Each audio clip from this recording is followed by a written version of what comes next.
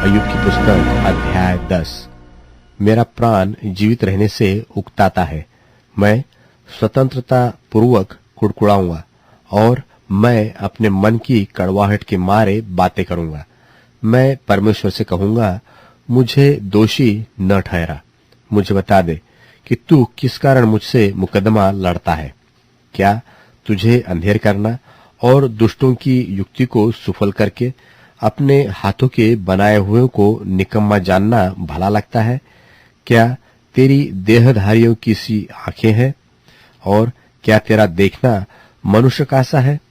क्या तेरे दिन मनुष्य के दिन के समान है? वह तेरे वर्ष पुरुष के समयों के तुल्य है कि तू मेरा अधर्म ढूंढता और मेरा पाप पूछता है।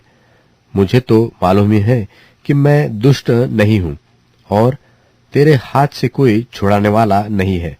तूने अपने हाथों से मुझे ठीक रचा है और जोड़कर बनाया है, तो भी मुझे नाश किए डालता है। स्मरण कर कि तूने मुझको गुंधे हुए मिट्टी की नाई बनाया। क्या तू मुझे फिर धूल में मिलाएगा? क्या तूने मुझे दूध की नाई उंडेल कर और दही के समान जमाकर नहीं बनाया? फिर तूने मुझ पर चमड़ा और मांस चढ़ाया और हड्डियां और नसें गूंथ कर मुझे बनाया है। तूने मुझे जीवन दिया और मुझ पर करुणा की है और तेरी चौकसी से मेरे प्राण की रक्षा हुई है, तो भी तूने ऐसी बातों को अपने मन में छिपा रखा।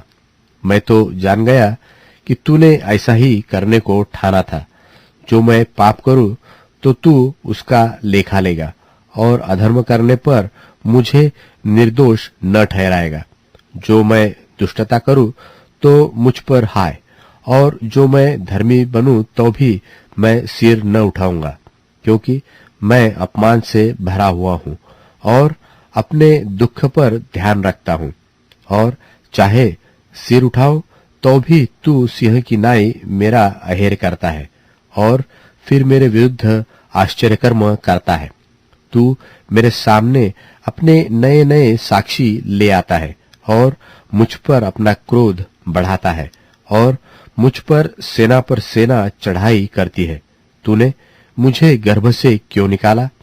नहीं तो मैं वही प्राण छोड़ता और कोई मुझे देखने भी नहीं पाता। मेरा होना न होने के समान होता और पेट ही से कब्र को पहुंचाया जाता। क्या मेरे दिन थोड़े नहीं? मुझे छोड़ दे और मेरी ओर से मुंह फेर ले कि मेरा मन थोड़ा शांत हो जाए, इससे पहले कि मैं वहां जाऊं जहां से फिर न लौटूंगा, अर्थात अंधियारे और घोर अंधकार के देश में, जहां अंधकार ही अंधकार है और मृत्यु के अंधकार का देश, जिसमें सब कुछ गड़बड़ है और जहां प्रकाश भी ऐसा है जैसा अंधकार भी